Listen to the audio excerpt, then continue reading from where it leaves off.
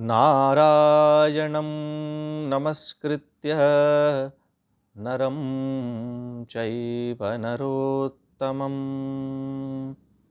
देवीं सरस्वतीं व्यासं ततो जयमुदीरयेत् ततो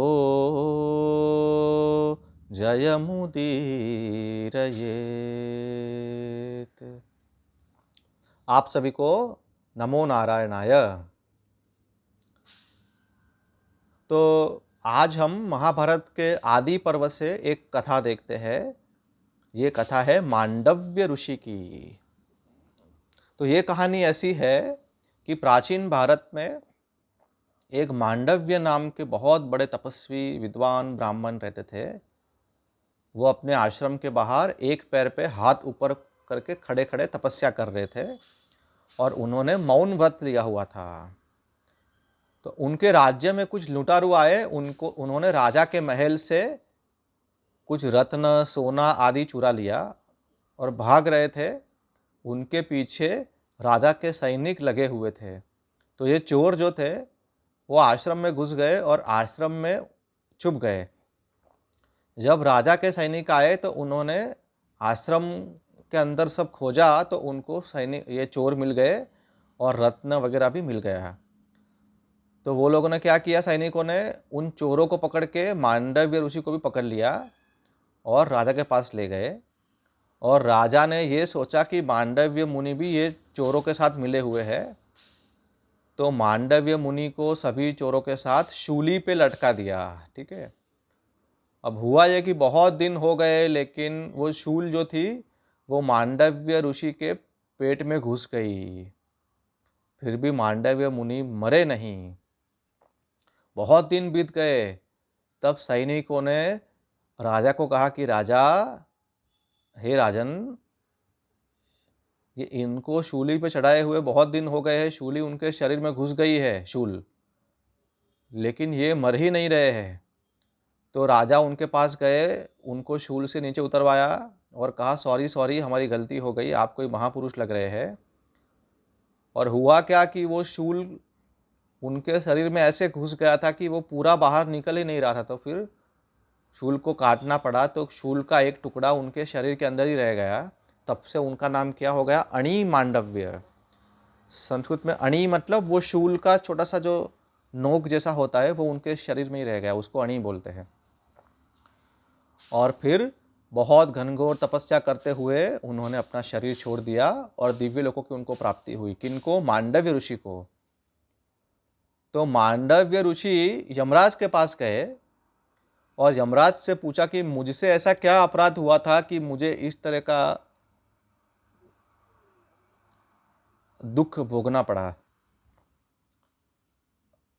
तो यमराज ने कहा कि बहुत पहले के जन्म में आप एक बालक थे, तब आपने क्या किया था, एक पतंगिए, एक जो बटरफ्लाई जो होता है ना, उसकी पूंछ के ऊपर आपने एक कांटा भोंक दिया था, है ना।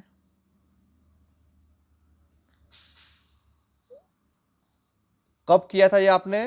तो ये मांडव्य ने पूछा कि ये काम मैंने कब किया था, ये कर्म। तो यमराज ने ये कहा कि जब आप बालक थे, छोटी उम्र में, बहुत जन्म पहले किया ऐसा नहीं है, इतना ही कहा कि जब आप बालक थे तब आपने ऐसा किया था। तो ये मांडव्य ऋषि ने कहा कि जब 12-14 साल की उम्र तक बालक होता है उसको धर्म अधर्म का ज्ञान नहीं होता है। और उस समय भी मैंने किसको मारा था, पतंगिए को, ठीक है, बटरफ्लाई को। उसके बदले में आपने मुझे शूली पे चढ़ा दिया और शूली मेरे पेट में रह गई। मैं ब्राह्मण हूँ, ब्राह्मण था, है ना। तो आपको पतंगिया और ब्राह्मण में कोई फर्क नहीं लगता है? आपको ये पता नहीं है कि भाई ब्राह्मण की हत्या नहीं होनी चाहिए, ब्राह्मण अवध्य है। और बचपन में किए हुए अपराध का आपने इतना बड़ा दंड दे दिया। इसीलिए मैं आपको श्राप देता हूँ हे यमराज कि आप शूद्र योनि में जन्म लेंगे। और मैं कर्मफल की एक मर्यादा स्थापित करता हूँ कि आज के बाद छोटे बच्चों से जो भी अपराध हो जाएगा, अप टू 12-14 ईयर्स उनको वो अपराध का फल मिलेगा, बुरा फल मिलेगा नहीं। ठीक है, इसीलिए वो यमराज को भी श्राप दे पाए, ऐसे ये ब्राह्मण तेजस्वी थे। ठीक है, मांडव्य ऋषि।